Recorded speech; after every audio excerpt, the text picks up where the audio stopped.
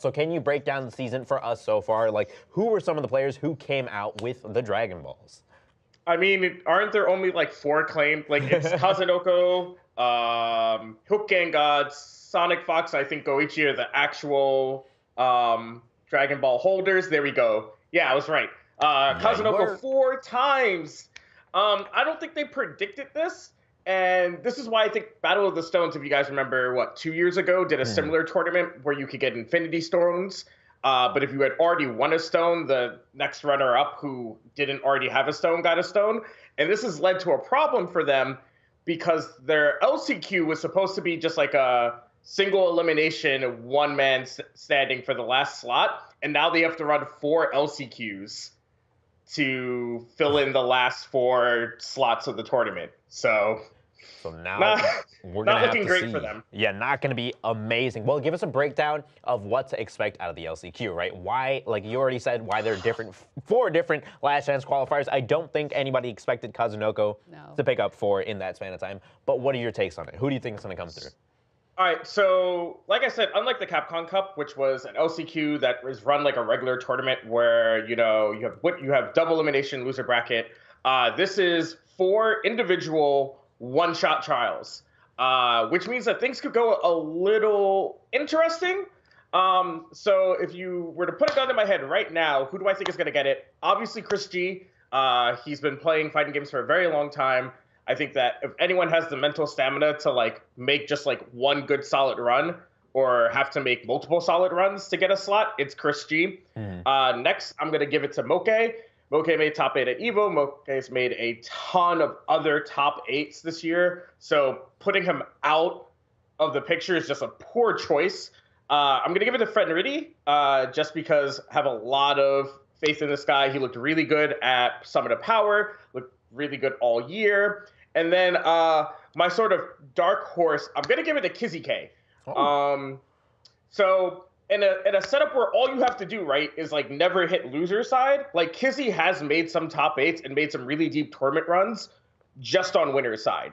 So if you were to ask me if this was like a traditional LCQ, something like the Capcom Cup or something like the Tekken World Tour, where you have to like make it through a grand finals and all of that stuff, 100%. Not that I don't love Kizzy. I don't think Kizzy would be able to do that. But when you just have to make like one straight solid run, the kid has shown that he has the heart and the power to do that. So I'm putting a lot of faith in this. All right, so who are your predictions to take it all? Who do you think is going to win it? I know in EVO 2018 we saw Goichi and Sonic Fox battle it out, but we got new people coming in. What do you think? So I'm going to give it to Kazunoko. And the reason is like if we base it just on the Dragon Ball World Tour, Kazunoko has been king. So even though like we want to say Sonic Fox is the best is like the best Dragon Ball player and probably one of the best fighting game players of our time, if we look at just the World Tour, you kind of can't ignore Kazunoko's dominance, right? Right. So to not say Kazunoko would be kind of like not saying Takedo. Like Takedo won so many events this year that like if you didn't say Takedo for Capcom Cup, you might have been called trolling. I said he wasn't going to make top 8, and I was right. But in this case, I just think Kazunoko has what it takes. He consistently has great sets versus Sonic Fox and Goichi. Now, with that said, if you want my spicy take, I believe it's going to be Hook Gang God. And the reason for this is an invitational. And the last time a bunch of Dragon Ball gods got in one room, one man took them all down, and that was our man Hook Gang God. At Summit, so we're doing the same setup, right? Similar setup as the Summit of Power, bunch of gods in one room. There's one God Slayer, and it's Hook Gang God. So I think actually Zane is in chat right now. I just want to say before anything, I'm right with you in the Hook Gang God prediction. I want our boy from New Jersey to pull it all out. I am cheering for him all the way. And of course, he held Shaq's hand, so he's got the magic touch. But Zane is asking, Jesus Christ, in chat, what about Dogura? So it's not that I don't like the Man-Eater, right? Like Dogura is a very strong player, but Dogura's placements this year haven't been consistent. He's had a lot of loser side runs. And like I said, with an LCQ where one loss and you're out and you got to go wait to queue up for the next one, I just have a little less faith in Dogura. This is not to, like I said, if this was a traditional LCQ, my predictions would be completely different, right? If we were doing like 4 separate LCQs where it was double elimination, or it was like the LCQ top 4, but like what placement you got gave like your seeding, then we would be talking about a completely different setup.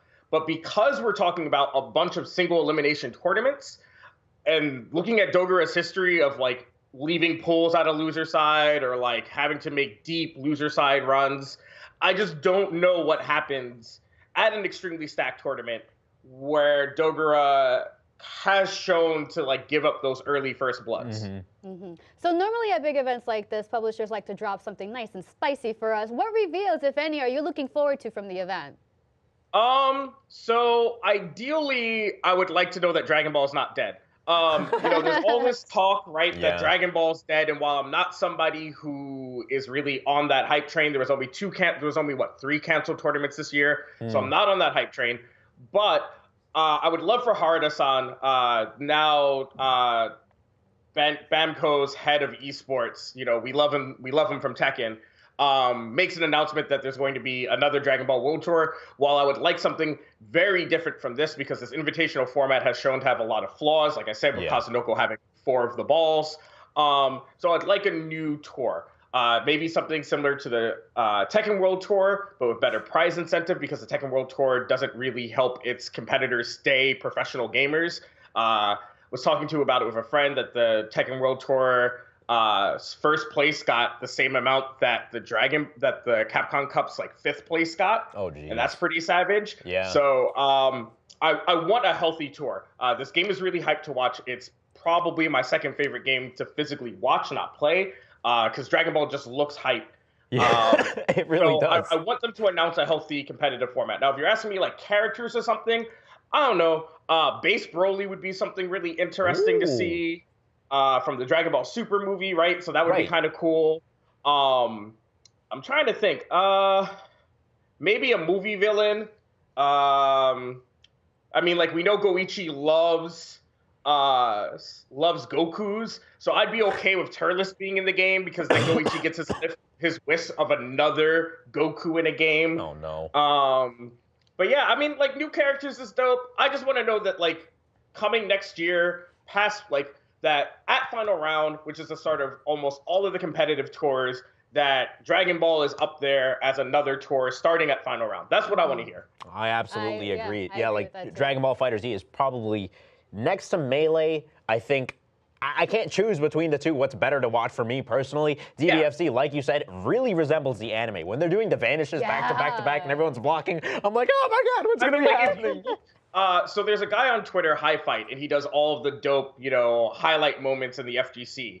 A lot of those he did like the best of 2018 as like a thread in early January, and a lot of those moments were Dragon Ball moments. And it's because when like good players mash up, right, it is insane. Like, who doesn't remember watching Goichi versus Levin? Who doesn't remember any of the Goichi versus Sonic Fox moments? Who doesn't remember Hook Gang God at Summit of Power? Anybody who's watched the Dragon Ball event has a dope moment that they remember. Which, sometimes you watch a Street Fighter event and you're just like, all right, Tokido won, like, cool, whatever. Like, cool. Right?